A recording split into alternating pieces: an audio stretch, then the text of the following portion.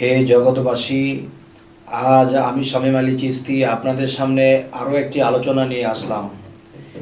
যে এই কথাগুলো আমি ইউটিউবে অন্য অন্য জায়গাতেও বলেছি, তবে আরও একটু বলার চেষ্টা করি।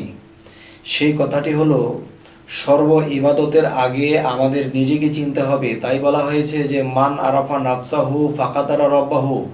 সর্বপ্রথম তুমি তোমার নিজেকে চিনো, এরপরে তোমার রবকে চিনতে পারবা।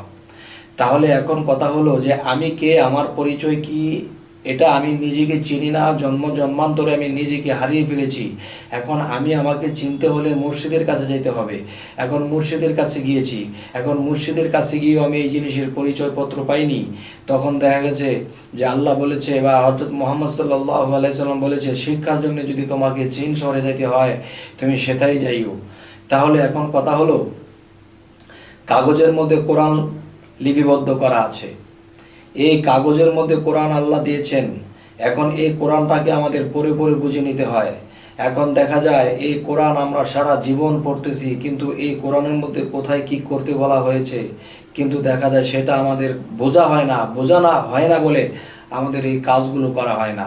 এখন একটা বিষয় আমি বলবো, আমি যদি একটা 10 তলা বিল্ডিং করি, তখন ইঞ্জিনিয়ারকে বলেছি যে বাবা রে, আমার বিল্ডিংটাকে আপনি একটা নকশা করে দেন, আপনি ইঞ্জিনিয়ারই করে দেন।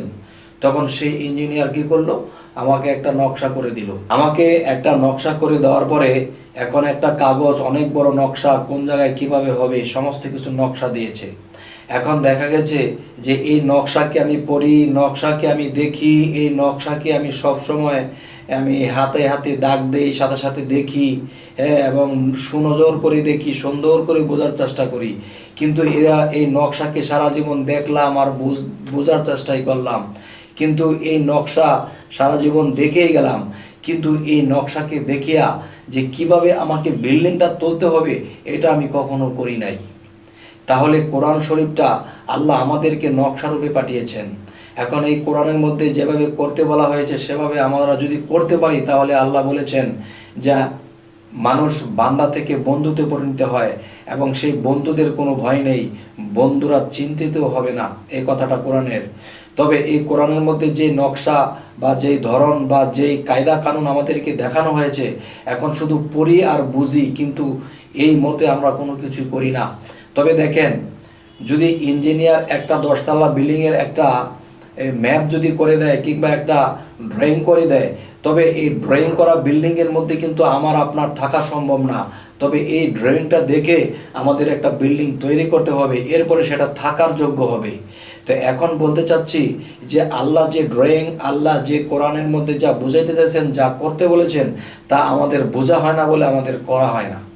তাহলে আমরা এই ড্রয়িং ধরছি, ছুঁইতেছি, ভালো করে দেখতেছি, কিন্তু এখানে কখনো থাকা যেরকম সম্ভব না, এরকম বুঝনেওয়ালা হয়ে কখনো আল্লাহ পর্যন্ত পৌঁছানো আমাদের সম্ভব না। যে আমরা আলমে আরওয়াতে যখন ছিলাম রুহু অবস্থায়, সেই রুহুগুলো যখন এই পৃথিবীতে আল্লাহ প্রেরণ করে দিলেন, এই রুহুগুলা কেন পৃথিবীতে আসছে?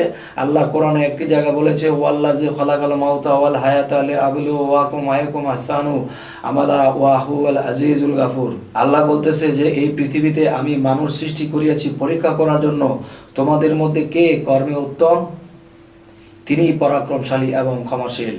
হে জগতবাসী, এখন আমি যে কথাটি বলতে চাইতেছি, আজীবন যদি আমরা এই কোরআন পড়ি আমরা বুঝবো না, আর যতদিন পর্যন্ত বুঝবো না ততদিন পর্যন্ত এই ড্রয়িংয়ের মধ্যে আমরা থাকতেও পারবো না। তাই এই কোরআনকে বুঝতে হলে একজন আল্লাহর ওলির কাছে যাইতে হবে, যার সাথে আল্লাহর হার্ট কানেকশন আছে। যদি কোনো একটা আয়াত বুঝতেছি না, তখন সেই আয়াতটা বোঝার জন্য আল্লাহর সেই হার্ট কানেকশনে যখন জিজ্ঞাসা করবে যে আল্লাহ তোমার এই আয়াতটা বুঝিনি, তখন আল্লাহ যেভাবে হোক তাকে বোঝার জ্ঞান দান করবেন। তখন এখান থেকে জ্ঞানটা নিয়ে সমস্ত শিষ্য ভক্তদেরকে দিবেন, তখন সেই ভক্তরা সুপথে থাকবে।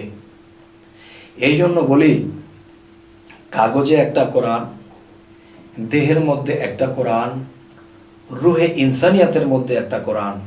যদি আমি কাগজ কোরআনকে না বুঝি, তাহলে দেহ কোরআনকে আমি বুঝবো না, আর দেহ কোরআনকে যদি আমি না বুঝি, তাহলে আমি রুহে ইনসানিয়াতের কোরআন বুঝবো না। তখন সেই রুহে ইনসানিয়াতের কোরআন পর্যন্ত আমরা পৌঁছাইতে যদি না পারি, তাহলে আমাদের এই পড়া ব্যর্থ হয়ে যাবে, আমাদের দেহ কোরআনকে বোঝাটা ব্যর্থ হয়ে যাবে, আর সেটা তো আমি পাবই না। হে জগতবাসী, তাই বলি যে এই পৃথিবীতে বাবা মা কয়েক প্রকারের। একটা বাবা মা যাদের করে আমরা জন্ম নিয়েছি, দেহ নিয়ে জন্ম নিয়েছি। আরেকটা বাবা মা আছে যাদের কাছে আমরা আত্মার জন্ম নিয়েছি, যে আত্মার প্রকাশিত ঘটিয়েছি, যার কাছে আমরা রুহের শিক্ষা, আধ্যাত্মিক বা রুহানি জগতের শিক্ষা অর্জন করেছি, নিজেকে চিনেছি। তখন তারাও আমাদের রুহানি পিতা। এই রুহানি পিতা অবশ্যই কামেল গুরু রুহানি পিতা ধরতে হবে। তখন কি হবে? তখনই আপনাকে আমাকে সেই পজিশনগুলো দেখিয়ে দেবে যে বাবা, তোমরা এই ড্রয়িং পড়ে সারা জীবন দেখলে এই ড্রয়িং দিয়ে কখনো তোমরা থাকতে পারবে না। তবে এখানে যেভাবে আছে সেই মতে যদি আমরা একটা বিল্ডিং করি, তাহলে আমাদের ফ্যামিলি নিয়ে ভাড়া দিয়ে আমরা থাকতে পারবো। তাহলে এই পৃথিবীতে আমরা যেহেতু কোরআন আল্লাহ আমাদের কাছে দিয়েছে, আমাদের সৌভাগ্য, আল্লাহর কাছে লাখো কোটি শুকরিয়া। তবে ওহীপ্রাপ্ত ব্যক্তি যারা আল্লাহর তরফ থেকে খবর আনতে পারে, তারা একমাত্র কোরআনের সঠিক ব্যাখ্যা দিতে পারে। এবং সেই ব্যাখ্যা মতে যদি আমরা চলি, অবশ্যই অবশ্যই আমরা আল্লাহ পর্যন্ত পৌঁছে যাব, আর আমাদের জীবন ধন্য হয়ে যাবে। হে জগতবাসী, আজ এই কথাগুলো বলেই রাখছি, পরবর্তীতে আপনাদের সাথে আরও কথা হবে। তবে আমাদের এই চ্যানেলের কথাগুলো যদি আপনাদের ভালো লাগে, আমাদের চ্যানেলটি সাবস্ক্রাইব করুন। তবে বাকি ভিডিওগুলো আপনাদের সামনে উপস্থিত হবে ইনশাল্লাহ। তো সকলেই ভালো থাকবেন। আল্লাহ হাফিজ।